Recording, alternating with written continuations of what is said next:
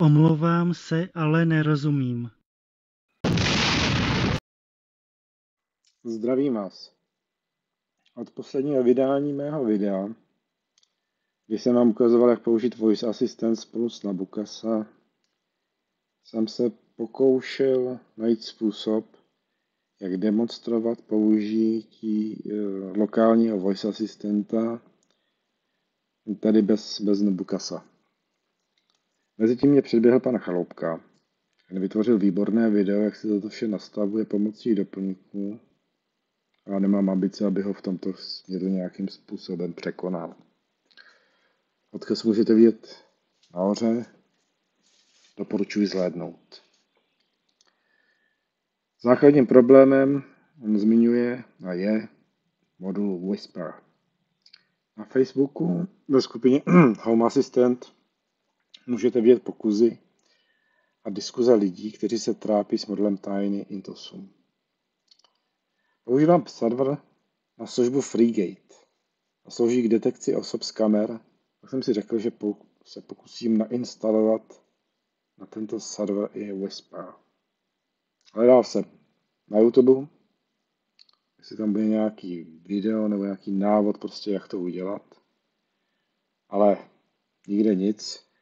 Všechno to je o instalaci Whisperu na server jako takový a navázání na Home Assistant nikde. Přitom kdybych se podíval na GitHub, tak ve složce Raspberry je krásně popsaný návod, jak to udělat spolu s navázáním na Wyoming protokol.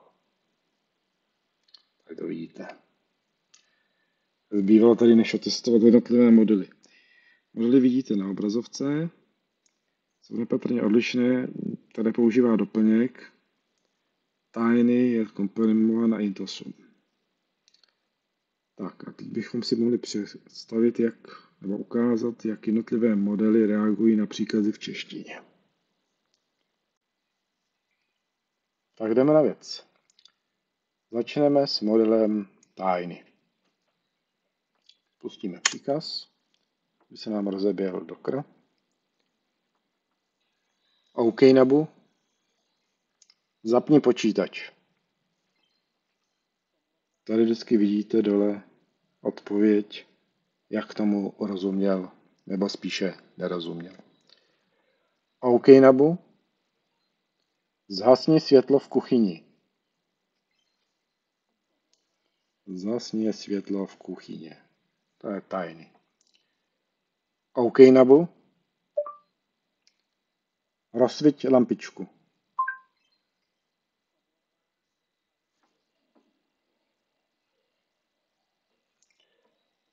OK Nabu, přepiš tuto větu do textu. No. Tak. Tolik model Tiny. Jdeme na model Medium.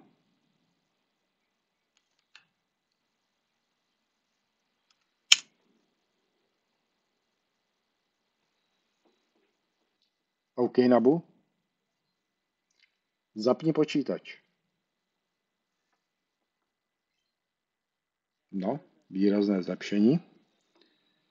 OK Nabu, zhasni světlo v kuchyni.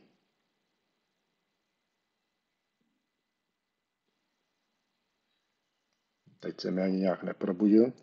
OK Nabu, zhasni světlo v kuchyni.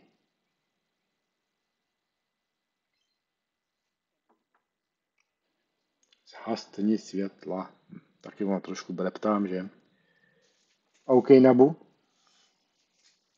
rozsviť lampičku. Vy vidíte, že ta reakce už je podstatně pomalejší. OK Nabu, přepiš tuto větu do textu.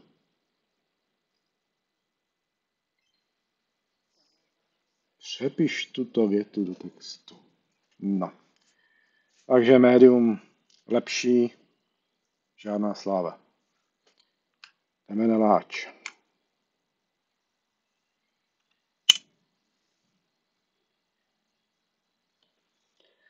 OK Nabu,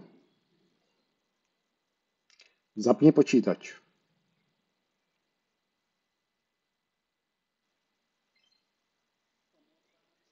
Máme tam zapně. OK, Nabu.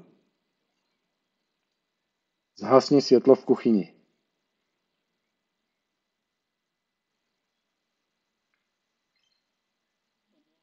Zhasni.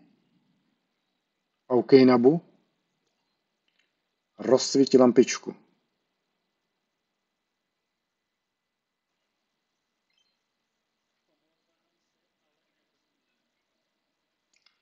OK, Nabu. Přepiš tuto větu do textu.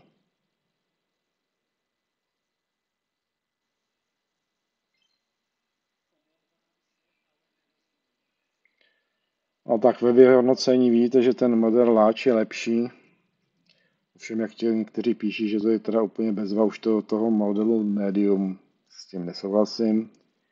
Tohle to by jakž takž použitelné bylo se spoustu úprav. Nechám na vašem zvážení.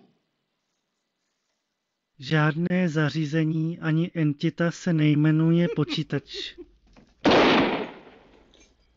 Tímto vám děkuji za pozornost a já se jdu spíš hrabat v Piperu, jestli se dá nahradit Jirkův hlas.